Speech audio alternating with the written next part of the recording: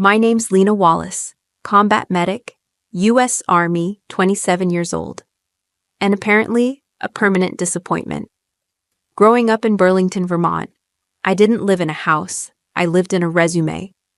My dad, Dr. Thomas Wallace, teaches foreign defense policy at Greenbridge University. My mom, Barbara, runs a think tank with the word global stability in its name. And then there was my older sister, Savannah Wallace, star of every dinner table story, valedictorian, recruited into the Defense Strategy Bureau straight out of grad school. By the time I was in high school, Savannah was already doing interviews with Defense Weekly. She didn't walk, she floated. Her handshake was considered a national security asset. She wore blazers at 16. Meanwhile, I was just trying not to fail physics and sneak in track practice without hearing, "Not everyone gets to be average, Lena." Savannah and I weren't just different. We weren't even playing the same game. She was the family brand. I was the warranty they never read. At family events, she'd drop phrases like multi-domain threat matrix and watch uncles nod as they understood. Me? I once said I wanted to help people, and my dad asked if I meant in a humanitarian internship or as a nurse. He said nurse, like he'd bitten into a lemon. Savannah never missed a chance to remind me what I wasn't.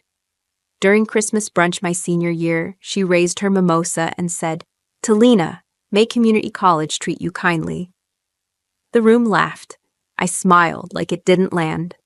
When I told them I was applying to the Army's medical enlistment track, the silence was surgical. My mom blinked like I'd cursed. My dad said, "You mean ROTC, right? Number enlisted." "Combat medic," Savannah chuckled. "You know they make you sleep in tents, right? No espresso machines." "They also get shot at," my mom added, like that was some kind of checkmate. Still, I signed the papers. I passed the ASVAB, cleared MEPS, and showed up to my swearing in alone. No one came. My recruiter shook my hand and whispered, "Sometimes family shows up later, sometimes they don't." The day I shipped out to basic, my dad gave me a folded $100 bill and said, "If it gets too hard, come home." My mom hugged me like she was saying goodbye to her yoga instructor, but it was Savannah who stuck the landing. "Do me a favor," she said, adjusting her scarf. "Don't embarrass us." That one hit differently. That one stayed. And here's the thing. If you've ever been called the weak link, the letdown, the cautionary tale, you know exactly what that does to you. It either breaks you or it builds something they can't see. Not yet.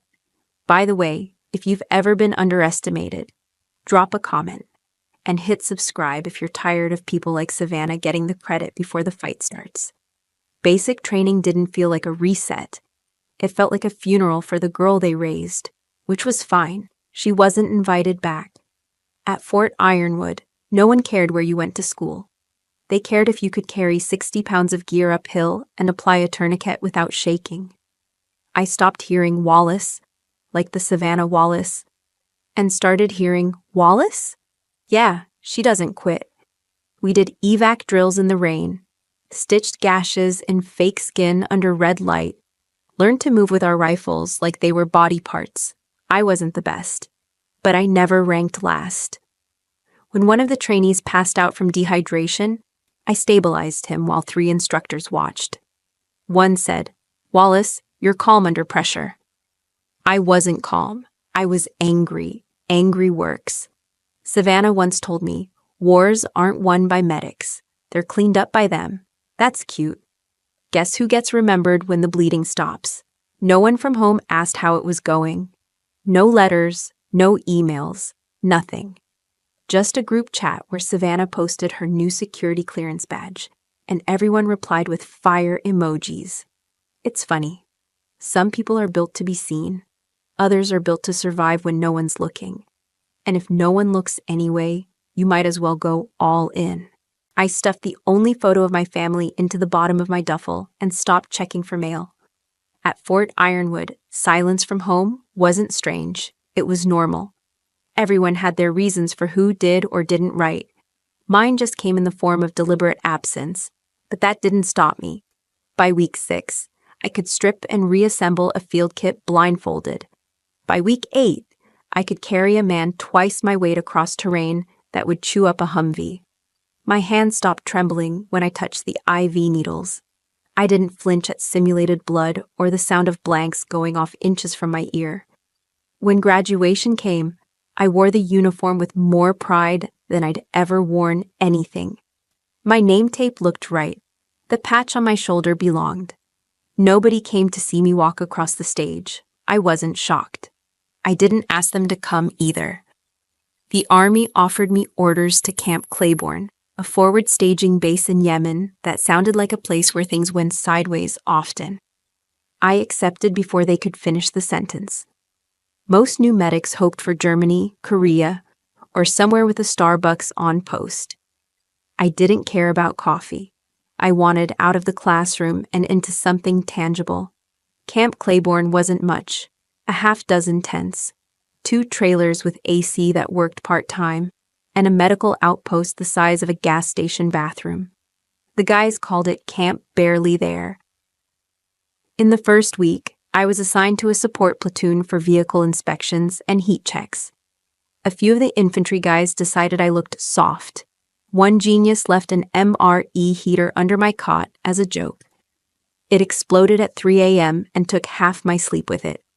When I confronted him, he laughed and said, "Didn't know aspirin girls could yell." I didn't yell.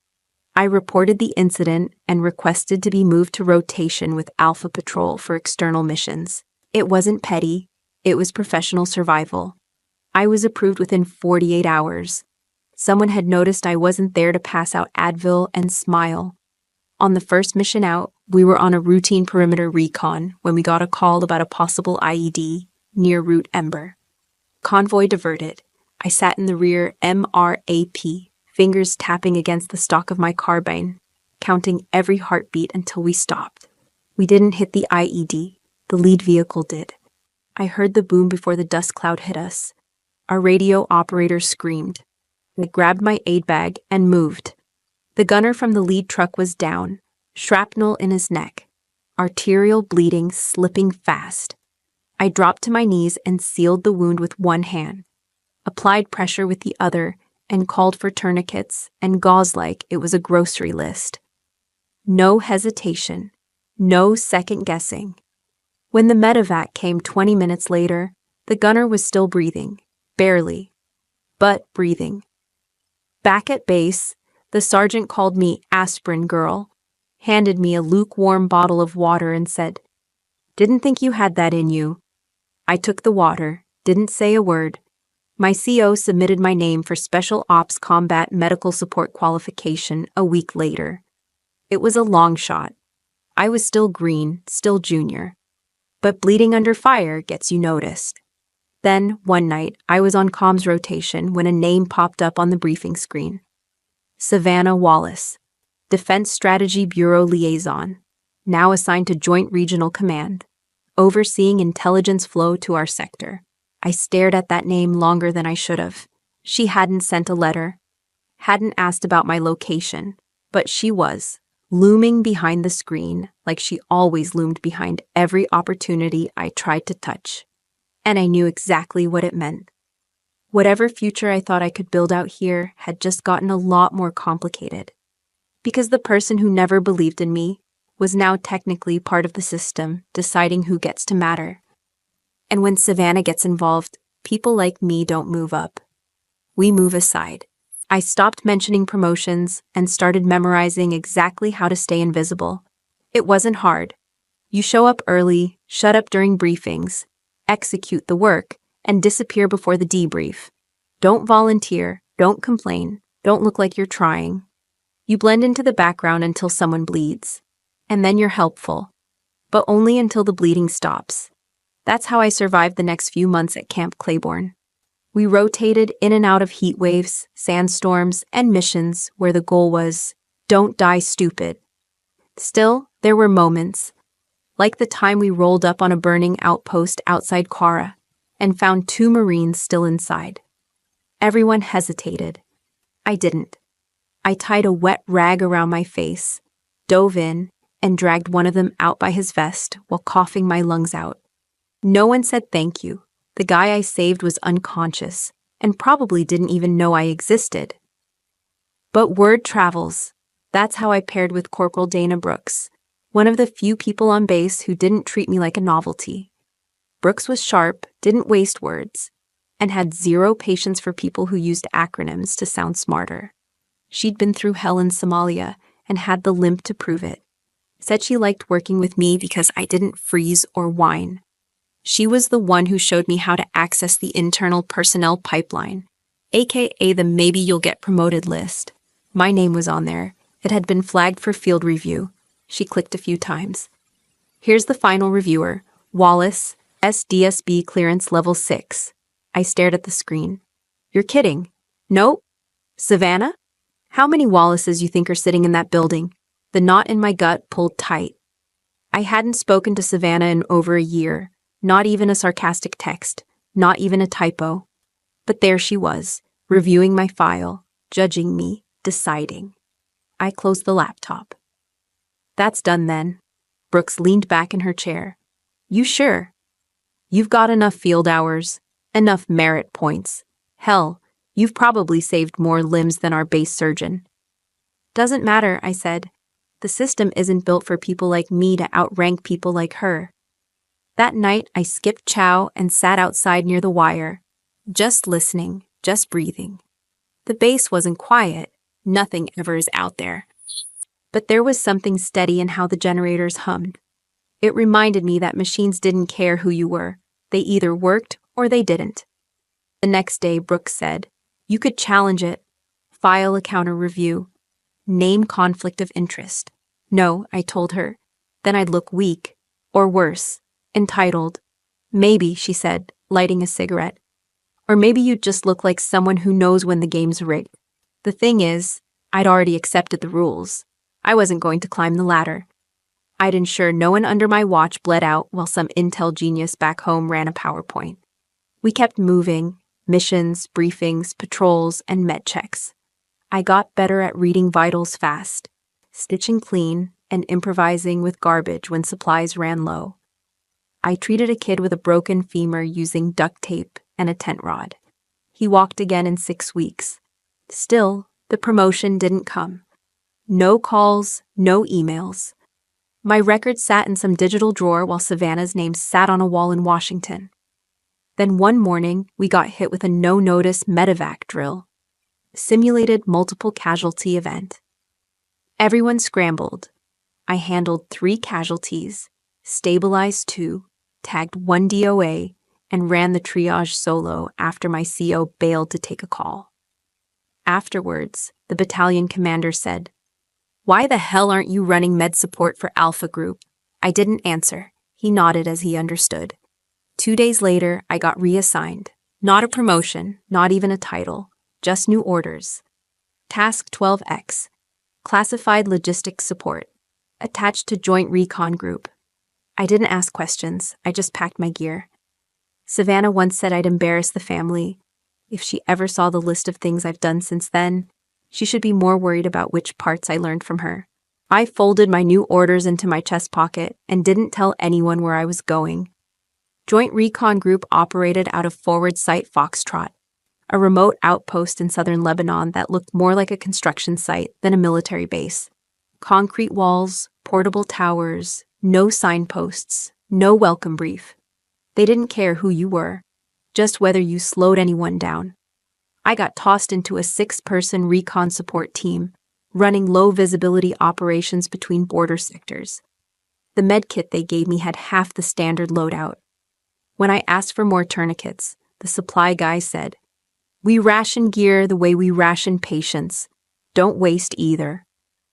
The missions weren't glamorous, no movie angles. We hiked, scanned terrain, monitored illegal crossings, and ate tuna out of pouches. Nights were spent in silence, except for the occasional cursed joke or someone dry heaving from MRE Chile. They didn't ask where I came from. I didn't ask where they lost their fingers. We called the team lead Staff Sergeant Nunez. But there was no first name or backstory. He spoke in code words even when we weren't on the radio. Everyone else called me Doc, which I didn't mind. Beats aspirin girl. On day 9, we got rerouted during a night watch. Heat signatures popped near a known smuggler route, and someone at a desk back home flagged it as a possible insurgent relay. We moved out, low light, NVGs half working, boots kicking up powder. Then the second MRAP clipped an IED buried under roadside debris. No warning, no distant detonation, just raw, chest-crushing violence. I was in the rear, thrown sideways against the cab wall. Something cracked in my shoulder, maybe the gear, maybe the bone. I couldn't tell. By the time I crawled out, 2 of our guys were on the ground. One unconscious, one screaming about not feeling his legs. I didn't think. I just moved. Hands went where they were supposed to. I used pressure dressings, wrapped a collapsed lung, and shoved an airway in place while yelling for morphine. "Doc, your arm's bleeding," someone yelled. "Not the one I need," I said, tightening the seal. We called for air support. Nothing. Wrong coordinates, wrong frequency. We were on our own. We dragged the wounded behind a burned-out vehicle and held for 4 hours. The firefight came in waves, distant at first, then closer, like it had an appointment. Nunez kept returning fire while I rotated tourniquets and whispered to the guy with the collapsed lung, "You're not dying here, not in this ditch, not today." He nodded as he believed me. People in pain believe a lot of things. By dawn, we were down to 5 working rifles and 1 radio barely hanging on. A local runner finally broke through with word. Extraction delayed. Stormy weather over the ridge. Maybe hours. No one swore, no one panicked. We just reloaded and repositioned. At noon, an incoming report from headquarters rerouted the next closest unit, not to rescue us, but to chase down a secondary target nearby. Whatever we were doing was now less important than someone else might be doing a mile east. I didn't say anything. I just pressed harder on a chest wound and thought about Savannah in her clean, well-lit office, writing policy that moved people like chess pieces she didn't know by name. Eventually, a chopper came in under silence protocol. We lifted the worst off first. I stayed on the last flight. They called me the bleeder in the back on the manifest. No rank, no first name, just bleeding, which honestly felt accurate and fine. Recognition is for people who expect it. I wasn't one of them. I signed the medevac report with my left hand and tossed it in a bin no one ever reads. Back at Foxtrot, they gave me a week of light duty and a temporary sling. My shoulder was bruised, not broken, which was somehow disappointing. I'd earned worse. The day after I got cleared, a clerk from admin handed me a sealed envelope with my name and serial. Straight from Joint Command, he said, like he was passing a bomb. Inside was a rejection notice. No explanation, just request for advanced combat medical assignment denied. Recommendation score, not sufficient for current operational standards.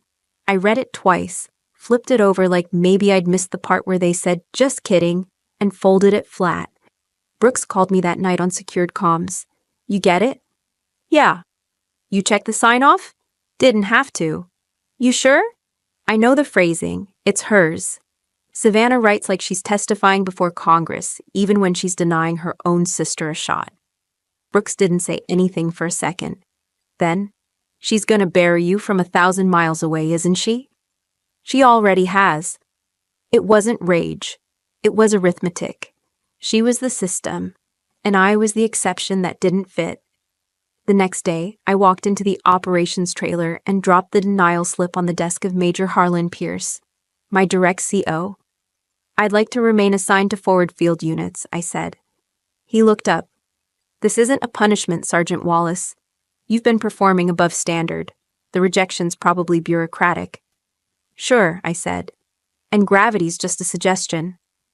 Pierce was a career in the military, but not dumb. He saw through the politics and knew precisely how power worked. "You want to keep working under fire," he said slowly. "I want to stay where I can't be erased." He nodded once. That was it. I stayed on with recon runs and made myself too valuable for the bench. My body held up.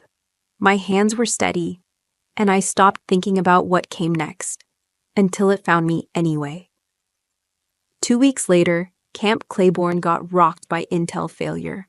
A humanitarian convoy we were tracking got rerouted through a supposedly safe corridor. It wasn't. 6 dead, 4 missing. All American personnel. The map overlay, the coordinates, and the clearance routing all had Savannah's digital stamp. Pierce called me in without ceremony. "We've got a mop-up op. We're calling it Task Recovery. You're on it. What's the objective? Find the missing, secure remains, patch the story before it leaks. Medical support? You're leading it. No hesitation, no glory. Just fix what broke, quietly." I didn't ask why I was picked. I already knew, because someone up the chain needed a clean hand to cover a dirty mistake. And I wasn't going to say no. But I'd be lying if I said it didn't burn. Savannah's name wasn't on any of the official paperwork, but the coordinates matched a failed routing file from her department. Everyone in the room pretended not to notice. So I packed my bag, stocked my meds, tightened my boots, and looked at the mirror just long enough to remember who I was. Not the sister, not the shadow, not the name they'd rather forget, just the one they couldn't get rid of. I zipped the medkit shut like I was sealing a coffin and stepped onto the transport without saying a word. The Black Hawk lifted at 0300 under blackout protocol. No chatter, no lights. Just engine hum and the silence that only comes when everyone on board knows this isn't a training op. Our target was a ravine west of Azir Province, less than 10 clicks from the Syrian border. Unmapped, unsecured, and not a safe corridor. But someone at the Defense Strategy Bureau had labeled it, and now here we were. Our team was 12 deep, 7 infantry, 3 logistics, 1 communications tech, and me. No journalists, no observers, no backup unless things went nuclear. The plan was simple: reach the last known location of the lost convoy, recover survivors if there were any, retrieve bodies if not, and get out without making noise. We dropped in low near a rocky outcrop. The sun wasn't up yet, but the heat was already climbing. I could feel it through my vest. We hiked for 3 hours before we found the first sign. A shredded American flag caught on a crumpled section of APC. Flies buzzed around what used to be a perimeter. I counted 2 destroyed vehicles, 3 shallow craters, and 0 movement. The first body was under the rear axle, burned, unrecognizable, except for the dog tags I had to pry out with pliers. I radioed in the ID without emotion. If you do it too often, it turns into a procedure. 2 of our missing were alive, barely. One had a shattered pelvis and a severe infection. The other had a broken arm and severe dehydration. They'd been hiding in a drainage tunnel, living on ration bars and dirty water. I set IVs under shade, used every saline pouch I had, and dosed antibiotics from a vial that expired 2 months ago but still worked better than nothing. We rigged stretchers from tarp and rope and took turns carrying the wounded through terrain without rain in years. Then the shooting started. We were halfway back to the LZ when the ridge lit up. Short bursts, high caliber, not random. Someone had been watching. I dropped behind a rock, kept the pressure on the pelvis guy's leg, and yelled for smoke. Specialist Rayner, our comms tech, took a round to the shoulder, clean pass-through, no artery. I packed it fast and told him not to be dramatic. We returned fire from low ground. The firefight lasted maybe 10 minutes, maybe a lifetime. I couldn't tell, I just kept moving. By the time we reached the extraction point, my shirt was soaked in blood that wasn't mine. I'd stopped counting how many wounds I'd treated and started tracking how much morphine I had left. The chopper came in hot. We loaded the stretchers while rounds cracked overhead. Once airborne, I leaned against the wall and finally looked at my side. Shrapnel, nothing deep. Just enough to sting. Nobody said anything on the flight back. We were too busy breathing. At base, I handed over my report with clinical detail. Body count: 5 recovered, 2 living. Friendly casualties, 1 wounded, no deaths. The cause of the incident was misrouted intel, which was likely a human error. I didn't name names, didn't need to. Everyone in that room already knew which name it was. The commanding officer skimmed my file, tapped the edge, and said, "This one's classified. Forget you were there." I nodded. And just like that, the corridor that didn't exist became an operation that never happened. I scrubbed the blood out of my sleeves in a sink that hadn't seen soap in 3 weeks and didn't bother changing shirts. There was nothing clean about what we'd just done. Nothing heroic. It was triage on top of damage control inside a PR disaster. Nobody said thank you.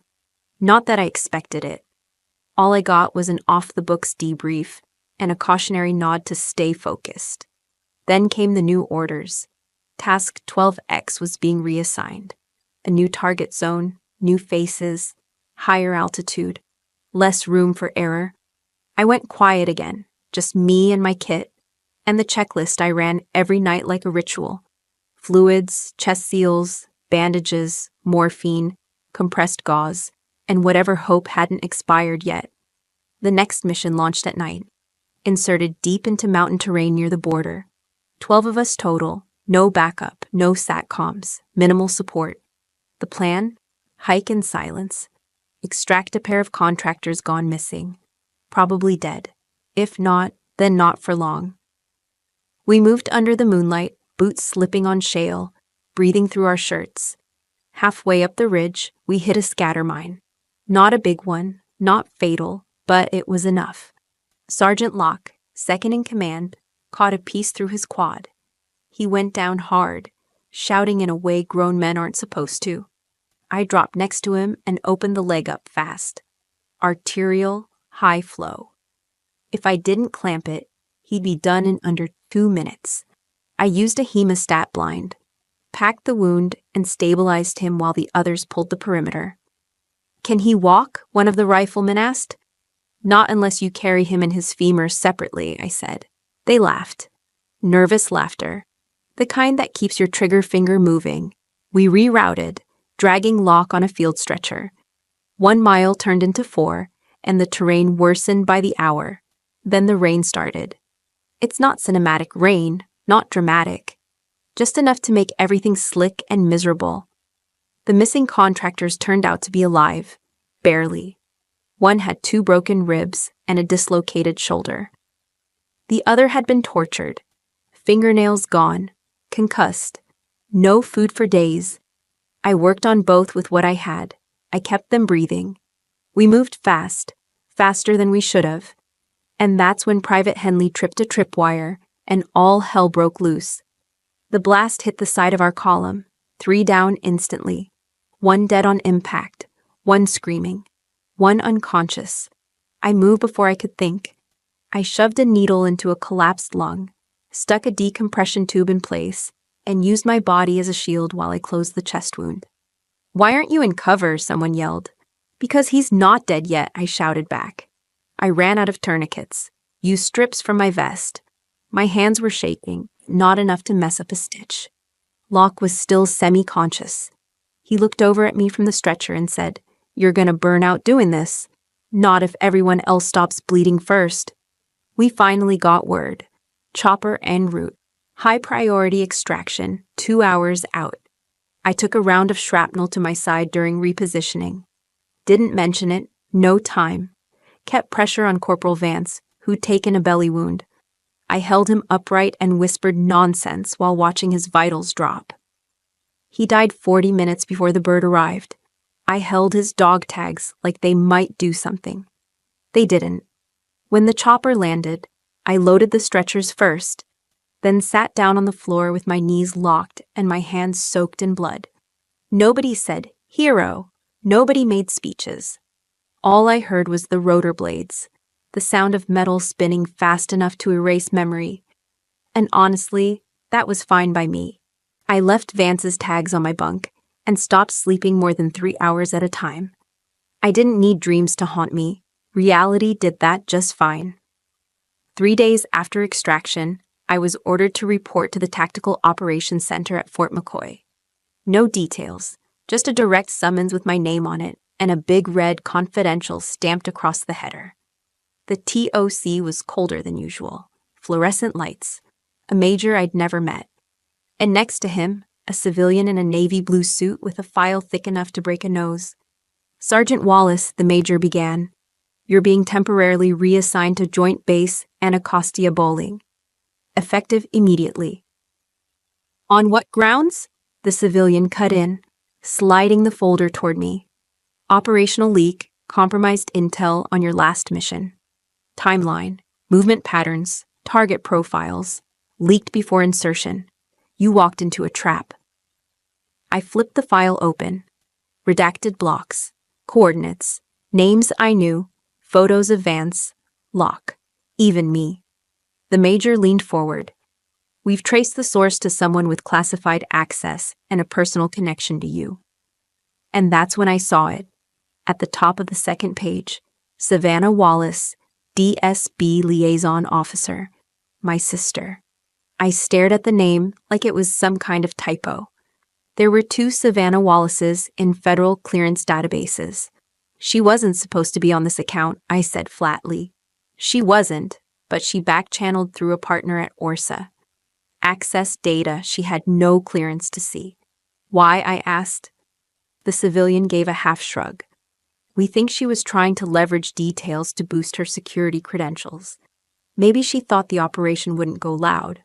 Or maybe she didn't care." "She got a man killed," I said, voice flat. "Vance bled out because of her." "And several others nearly joined him, including you," the major added. I kept my jaw clenched so tight I felt it pop. "We need your cooperation. We're building the case." I looked at the folder again, not just reading it now, feeling every name, every timestamp. "If I help," I said carefully, "she loses everything, right?" "She's facing felony charges, federal prison, and permanent blacklisting from any agency tied to defense or intel," the civilian replied. Good. The next morning, I was in D.C., meeting quietly with military legal counsel. The investigation had been ongoing for weeks. They just hadn't told me. They had emails, passcode access, time logs. Savannah had leaked intel to an unauthorized contact during drinks at a rooftop bar in Arlington.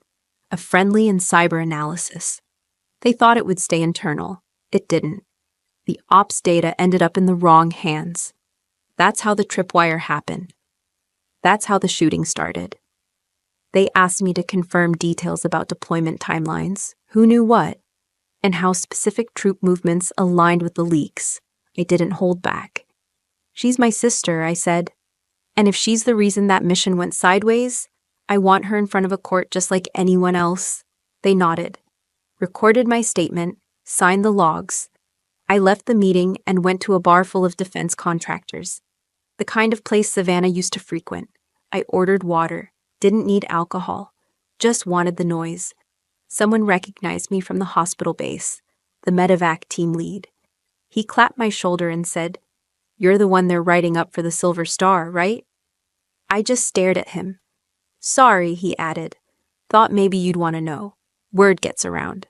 I nodded once and walked out. Back in my quarters that night, I sat on the edge of the bunk and stared at my phone. My sister had called 6 times, left 3 voicemails. None of them said sorry. One said, "It wasn't supposed to go that way." She knew. She just didn't care enough to stop it. I deleted every voicemail without listening and blocked her number like ripping off a tourniquet. The next time I saw Savannah, she was sitting at the defendant's table in a federal courtroom in D.C., dressed in a suit 2 sizes too sharp for someone that hollow. She didn't look at me when I walked in, probably for the best. The room wasn't packed, just government types, attorneys, and 3 press passes that probably weren't allowed to write anything. The prosecution opened with a list of names, lives affected, missions compromised, 1 death, 3 wounded. The rest barely made it home. They made the case that Savannah had accessed classified files through unauthorized channels, passed intel through unsecured devices, and obstructed an internal review to cover her tracks. Her defense? Miscommunication. She didn't understand the clearance levels. It was all a technical mistake. Bullshit. I testified on day 2. They swore me in and asked me to state my name, rank, and unit. Then they asked, Sergeant Wallace, did you personally witness or experience consequences resulting from the leaked intel? Yes, I said. I held Staff Sergeant Vance while he died from injuries sustained during an ambush that happened at a location Savannah had accessed and transmitted. His blood was on my hands. Literally. There was silence, not courtroom silence. Air gone dead silence. Did you know Savannah Wallace accessed those files prior to deployment? Number Y didn't know until after the operation failed. Would you have authorized her access if given the choice? Hell no. The defense attorney stood up and tried to get cute, asked if my testimony might be biased because Savannah was my sister. I leaned into the mic and said, I would have preferred she be a stranger. At least then it wouldn't have felt like betrayal. Savannah still didn't look up. 3 more witnesses followed, all with similar stories, leaked coordinates, compromised drop zones, and near misses turned into direct hits. But the real twist came on day 4. A surprise witness. He was ex-Intel, former ORSA contractor, and Savannah's little partner from the rooftop bar, turned state's evidence to avoid prosecution. He testified that she knew what she was doing, that she'd said, quote, "It's not like medics are the ones taking fire. I laughed out loud from the gallery, got a warning from the bailiff. Didn't care." Savannah finally looked at me then, and for the first time in years, she looked afraid. Not guilty, afraid, caught afraid. When closing arguments wrapped, I walked out before the jury went in. I didn't need a verdict to know what she was. She was the reason a man didn't come home. I stood on the sidewalk outside the courthouse, trying not to punch a wall, when Major Perry from the Pentagon approached. "Wallace," he said, not smiling. "The Joint Chiefs want a private debrief. Walter Reed tomorrow. They're compiling full recognition documentation." I blinked at him. Recognition. For valor and for providing the testimony that helped shut down a serious breach. Some folks want that buried. Others don't. Am I supposed to care which? He shrugged. Just show up. Dress uniform. I didn't sleep that night.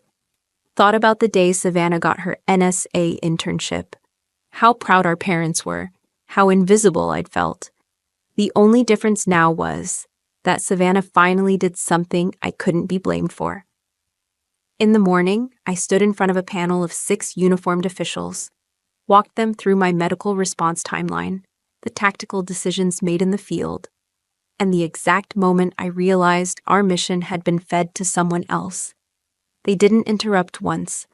Afterwards, they handed me a confidential envelope and said I'd hear from White House personnel if the president's office moved forward with the recommendation.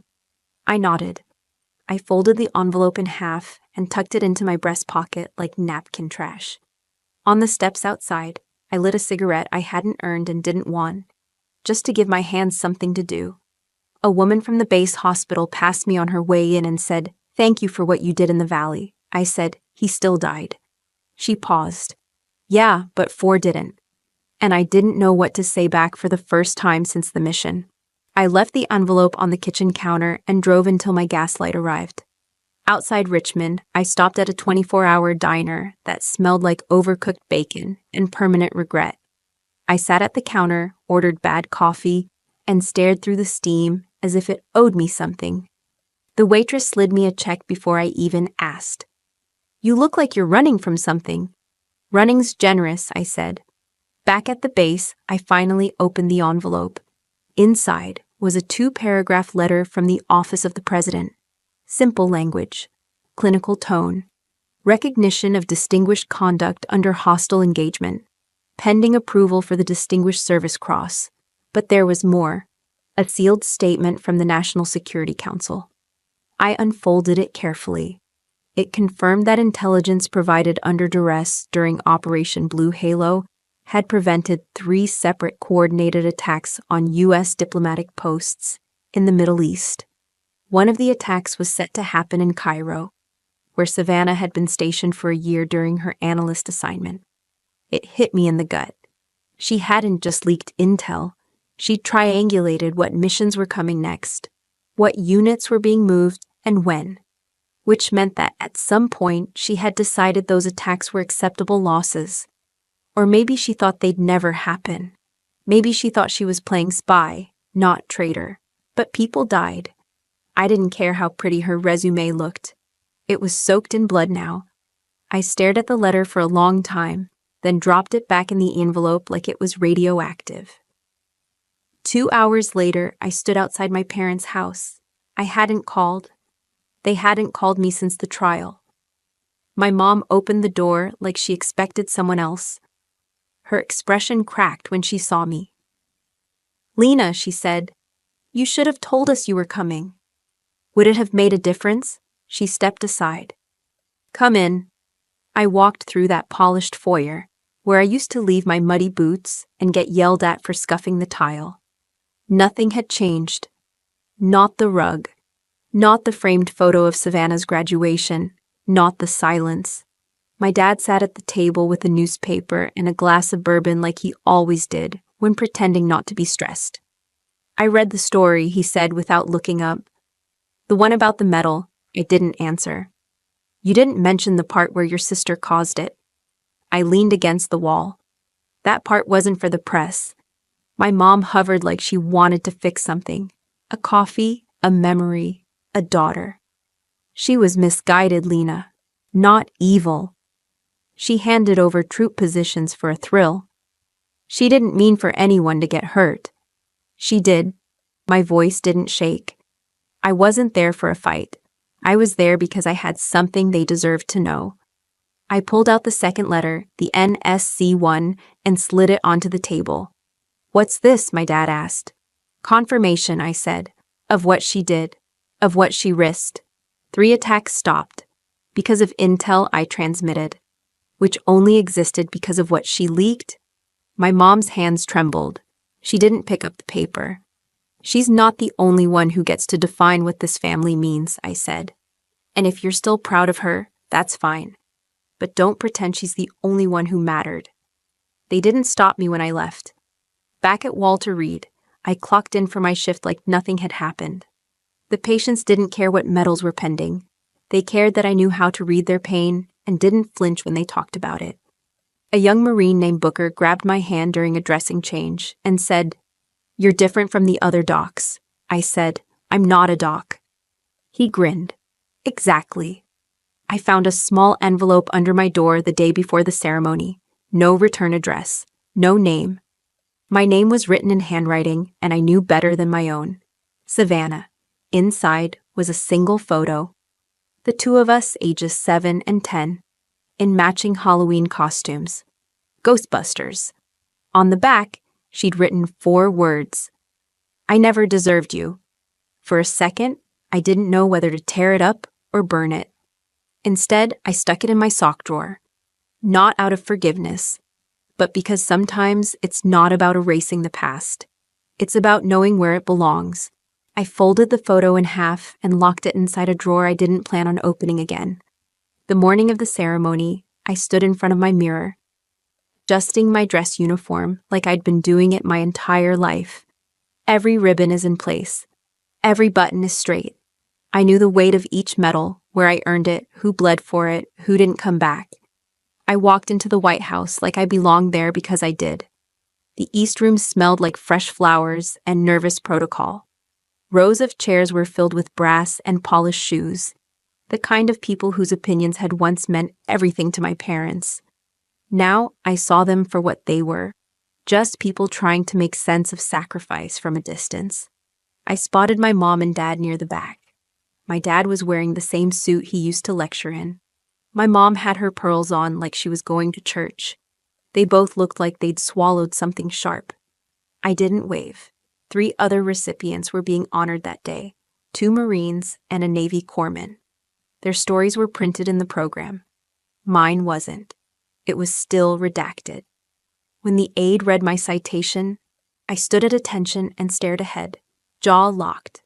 Sergeant Lena Wallace, United States Army, distinguished herself through acts of conspicuous gallantry and intrepidity in action against an armed enemy force during Operation Blue Halo. I heard the rest through the static. Then came the part that wasn't in the script. The president said, "Some actions deserve more than a medal. They deserve to change how we see what service means." He paused, then looked straight at me. Sergeant Wallace's decisions under fire saved 15 American lives directly. Her radio intel, transmitted while wounded, provided the breakthrough for an operation that rescued 26 more, including one of my own.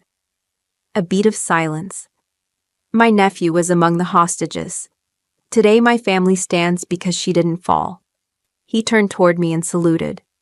"Sergeant Lena Wallace, on behalf of a grateful nation." He placed the Distinguished Service Cross around my neck. The metal was cold. My spine stayed straight. As he shook my hand, he leaned in and said, "This will never be enough, but I hope it's something." I nodded. "It is, sir."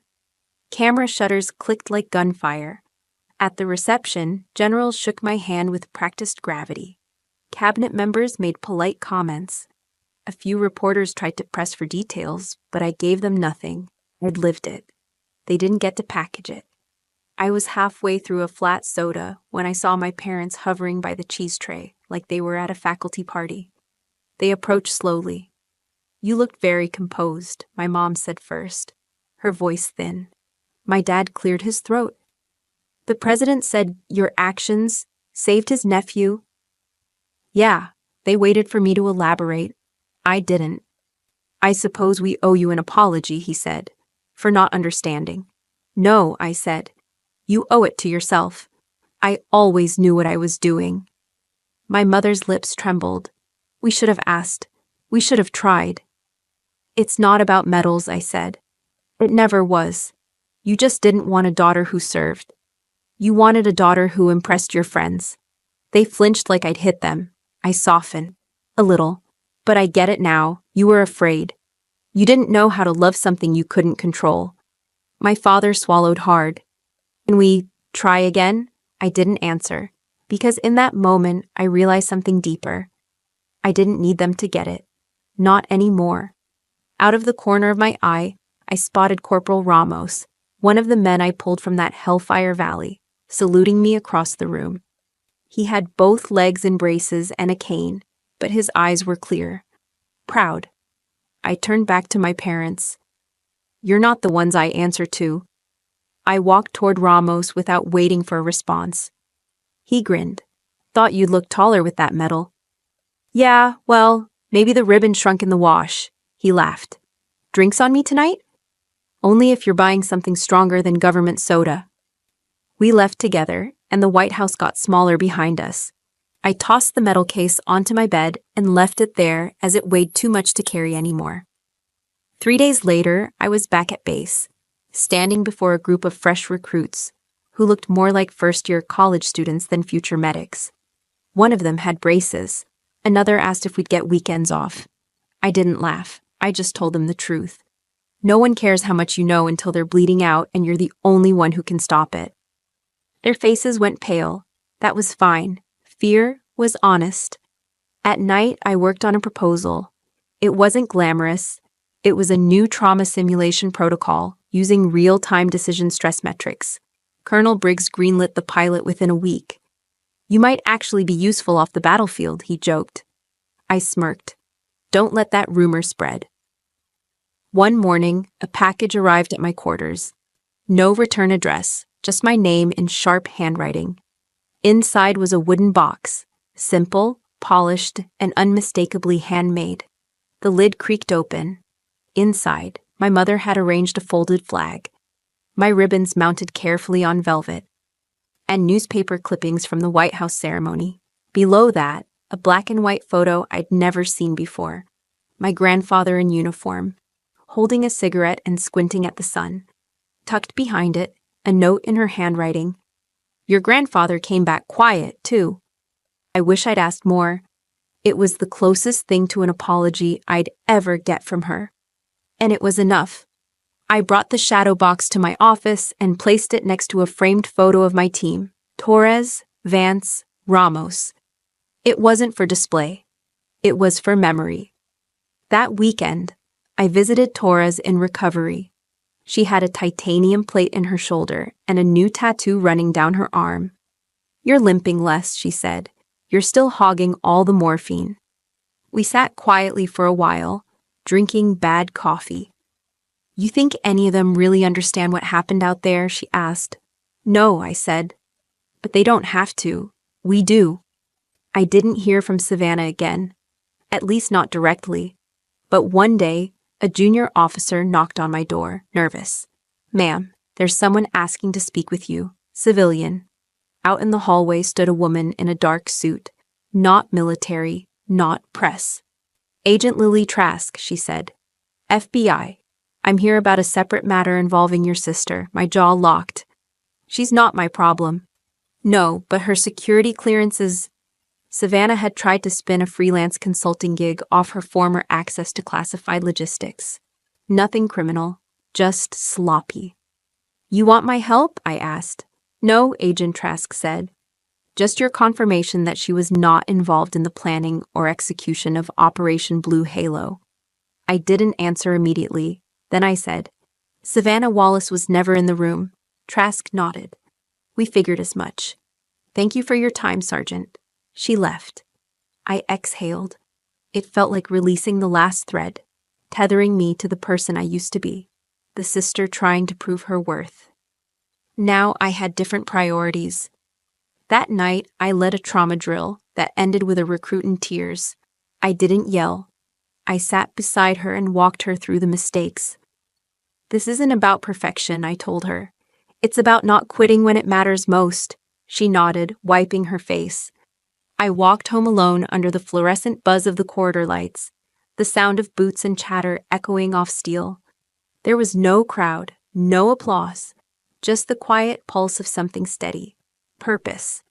I stepped into my quarters, sat at my desk, and wrote a letter, addressed to no one, meant for someone someday.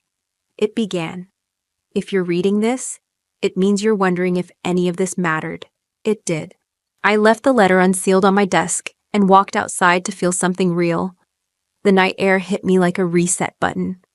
I crossed the quad, past the flagpole, past the half-lit benches where exhausted trainees smoked cheap cigarettes, and pretended the world made sense. No one stopped me. No one asked. I think they knew by now. When I walked like that, I wasn't looking to talk. I sat on the cold concrete steps at the base chapel, not praying, just existing. A sergeant I barely knew sat down next to me. We didn't speak for a long time. He finally said, "You the one from the mountain op?" I gave him a look. He nodded. Didn't think they made medics like that anymore. I didn't respond. Compliments meant nothing if they came from myths. He took the hint and left. I stayed. Watched a raccoon fight with a trash bag. And then I got up and walked back to my room. When I opened my door, the letter was gone. In its place was a small folded note. It wasn't signed. "You don't owe them silence anymore." For a second, I thought someone had broken in, but nothing was touched. Nothing missing, just the note. My first instinct was paranoia. Maybe a test, a trap, some security thing. But deep down, I knew what it meant. Savannah was gone. Not dead, just evaporated. Her name had vanished from all internal directories. Her office was reassigned.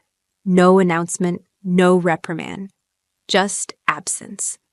The military had its way of dealing with leaks, especially when the leaker shared DNA with someone publicly celebrated. A week later, I got a sealed package from someone in internal affairs. Unofficial, off the books. Inside, one flash drive. I don't know why I plugged it in. Curiosity, or maybe recklessness. It held a single video file, time-stamped months earlier. Grainy footage from a secure camera. Savannah in uniform is sitting across from a contractor. Talking too fast, eyes darting. Showing something, classified maps, overlays. Stuff I recognized instantly. The audio was fuzzy, but I caught enough. She had been trying to sell access. Justify it with some twisted logic about influence, making herself relevant again. And worst, she mentioned me. Said I was media gold now. said she could spin proximity into profit. I shut the laptop. I didn't report it. I didn't need to. She was already gone, buried by the same system she once weaponized. Some would say I should have felt satisfaction. I didn't. I felt free. Free from the idea that I needed to compete. Free from the illusion that family had to be earned. Free from measuring my value against her contempt. In the following weeks, I trained a new unit. Some of them had heard about the medal. A few tried to be subtle about it. One asked, "So, do we call you war hero now?" I said, "Only if you're bleeding out." They got the message. Captain Harlow from command called me in for a meeting. A VA rep requested to speak at a symposium for veteran mental health. Panel discussion, press coverage. I almost laughed. Me? Talk about trauma to civilians in polos holding coffee? He said, "You don't have to go. But people listen when you speak." I agreed, not because of the spotlight. If one medic heard something helpful, it was worth it. At the symposium, I spoke plainly, no notes, just memory. I talked about silence, the way it corrodes, the way it's mistaken for strength. I said, we don't need more statues. We need more conversations that don't feel like interrogations. The room went quiet in the best way, not awkward, respectful. Afterwards, a young woman approached me, said she was a trauma nurse now, said she'd served in Fallujah, said she'd lost a friend in a convoy and still heard the blast in her dreams. She didn't cry, she didn't shake, she just said, "Thanks for not sugarcoating it." I nodded. That's the least we can do for each other. Back on base, my office filled up with more than shadow boxes. Recommendations, invitations, requests to train special units. It all felt surreal. The medal never changed who I was. It just made people squint a little harder to see it. Sometimes I caught my reflection in the window and barely recognized her. This woman people now called leader, mentor, and even hero. But I never forgot who I was when none of those words applied, when I was just the younger sister, the disappointment, the girl everyone underestimated. And maybe that's why I still woke up at 0500 and did the damn work, because the real fight was never about proving them wrong. It was about proving myself right. I tapped the edge of my metal case twice, slid it into the drawer and shut it like I was sealing a chapter I never planned to reopen. Morning light crept past the blinds as I laced my boots and grabbed my pack. No ceremony, no fanfare. Just me and the gear, ready to teach. At Fort Redwood Training Center, the halls echoed with trainees, young, eager, sometimes nervous, sometimes cocky. I remembered what that felt like. The commander greeted me with a nod. "Ready for the first simulation?" I looked at the mannequins sprawled on the floor, mock wounds prepped and ready. Heated lights, smoke machines, timed responders. Everything felt real. "More than ready," I said. We ran it 3 times. Each round got tighter, faster, sharper. One trainee messed up a tourniquet and froze. I stepped in and guided his hands. He met my eyes and nodded like he'd just unclogged something in his head. Behind me, I heard the commander's chuckle. "That's why they brought you here." The day stretched with drills, lectures, and debriefs. At noon, 2 Army Rangers walked in. They'd served under me on Blue Halo. One gave me a short salute. "Sergeant Wallace," he said. "Heard about the talk yesterday. Real words." "Thanks," I said. He hesitated. "Wanted to say, your story made a few of us rethink why we do this." I nodded, eyes forward. "That's enough for me." After training ended, a group of recruits surrounded me. One held out a challenge coin, engraved with our unit insignia. "From all of us," he said. "So you remember, we saw you, even when they didn't." I slipped it into my pack. No words, just a quiet nod that meant more than applause. Back in my room, I pulled out the medal that came out that night. I opened it and looked at the cross on the ribbon. It was real. Heavy, earned. But I didn't need it. Instead, I grabbed a photo from my desk. Me, Torres, Ramos, and Vance's dog tags hung across my wall now. A makeshift memorial. I pinned the coin beneath the photo. I reached for my phone and drafted a text to Brooks. The first one in months that didn't start with a report or emergency. Dinner tomorrow, my treat. I stared at the message, then hit send. No fireworks, no speeches. Just a life unfolding in quiet purpose. I thought about my sister. Somewhere, maybe she disappeared from their records. But she was still in mine. Her mistakes, her truths. I didn't need to see her face. I just needed to know who I wasn't. I slid the medal back into the case and closed it. Tomorrow I'd teach them how to run toward the wounded. Tonight I rested, knowing someone else would do the same. Because this time, I didn't need them to clap. I used to think I needed their recognition to matter. Now I know I never did. What I did out there, what I gave up, what I carried home, it wasn't about applause. It was about not turning away when it got hard, about standing when everything told me to crawl. I still don't have all the answers. I still wake up some nights in a sweat, my heart pounding. But I get up, I keep going. And maybe that's enough. Because I'm not the girl they left behind anymore. I'm the woman who came back. If this story hit something real for you, maybe you've lived through your version of being counted out, of proving your worth when no one believed in you, go ahead and subscribe. We tell raw, no-fluff family revenge stories here. Not the kind with villains and capes, but the ones where the wounds are personal, and the payback is showing up stronger. Hit that button if you're into family stories that aren't always pretty, but always real.